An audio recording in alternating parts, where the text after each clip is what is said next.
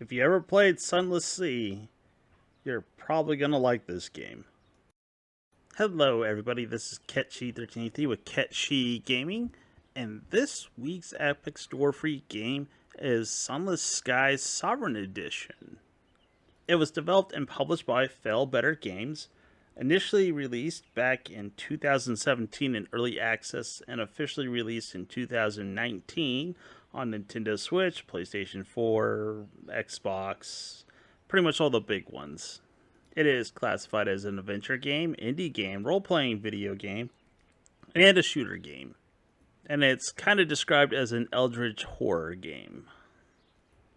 Some of you might be familiar with their particular products that they make, and one game in particular that they release is Sunless Sea, a somewhat similar game made by them in 2015 with a similar sort of genre kind of deal. Now, I have played both. They play somewhat similarly in regards to their overall game design, and that's why Sunless Skies kind of caught my attention, and I was actually kind of hoping they release this one. I was probably going to eventually get it, but I'm glad Epic put it out this week.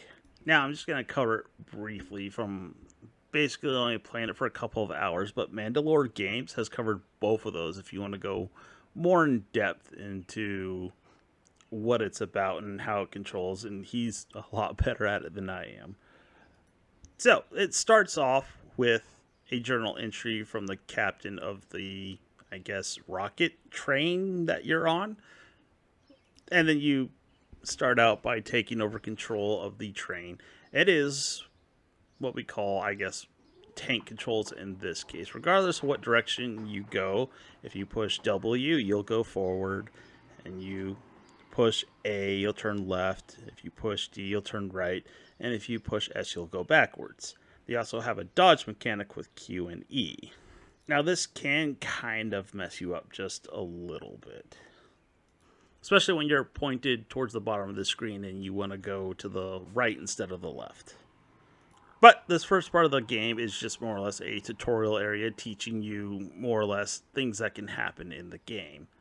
You can come across salvage just floating out in the sky, as well as other wrecks of trains that have been damaged for various reasons, as well as encounters with hostile trains that, or in some cases, entities that might try and destroy you in return.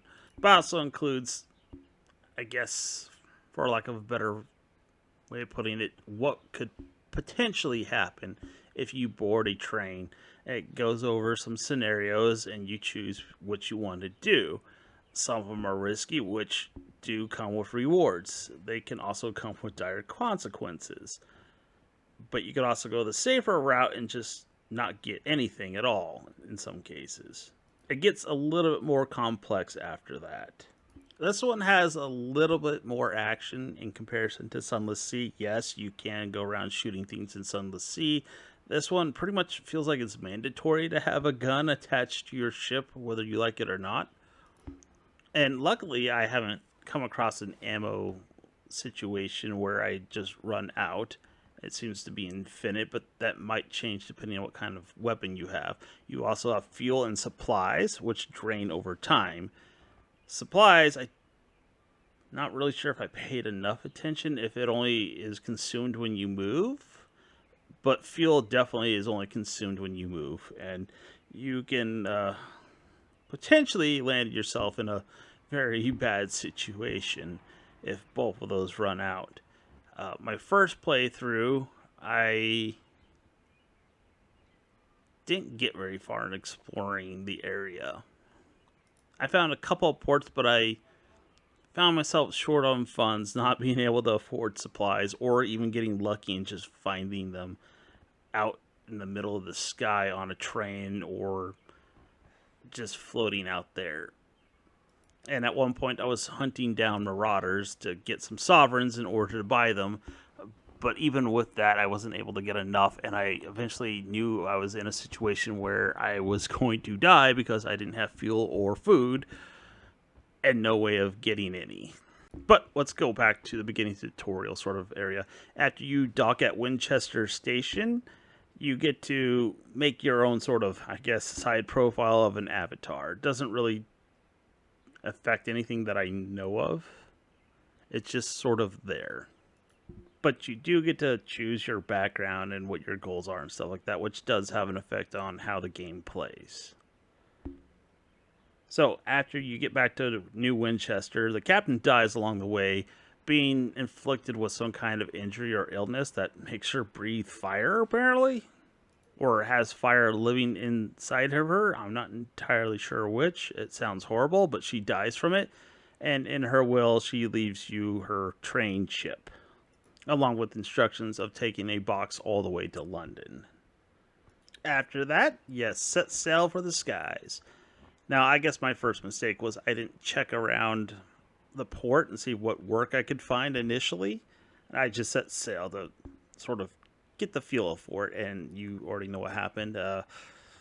Actually, it was worse than that because out of my desperation to get gold and hunt marauders, I damaged my hull to the point where it just took one shot from a marauder to kill me, and that was after getting banged up by a bunch of flying creatures too. So I started a new game to probably get a little bit of a better understanding of how it works and maybe a little bit more merciful while I learned to play and do things better. I cranked it up so that my fuel and food would last just a little bit longer. Otherwise, I feel like it might be a bit of a steep learning curve with standard settings to just jump into this game. Now, one of the other things you can do in this, on top of just finding random supplies, wrecks of other trains, coming across homesteads, depending on what it is. Sometimes you can be fed by the people in the homestead. Sometimes they're hostile, and if you take a risk, you can either get some sovereigns out of it, or you can lose a crew member. I haven't played long enough to lose all of my crew members at any point, except for when my train blew up, so I technically did, but I died then too. But you have to keep track of that fuel and food, because if you run out, you are probably screwed. I have no idea what happens if you're out in the middle of nowhere and you have neither one. I suppose it could be a while before you starve to death, but when you run out of fuel, I suspect it's game over.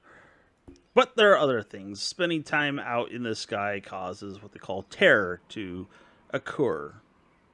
Accumulate? Let's go with accumulate.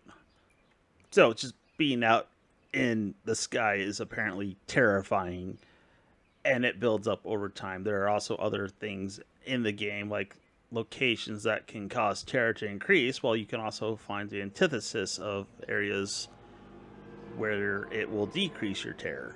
Just going to ports is enough to decrease it, and there's one port in particular that can help you decrease it by a great deal amount if you are able to pay. Now, there's multiple forms of currency depending on what you do. Like if you raid the hull of a marauder train, you could potentially get some sovereigns, but if you raid the captain's safe, you can get some information which you then can exchange for goods, or in this case, to reduce your terror. Terror. I'm going to struggle with that, just to be honest.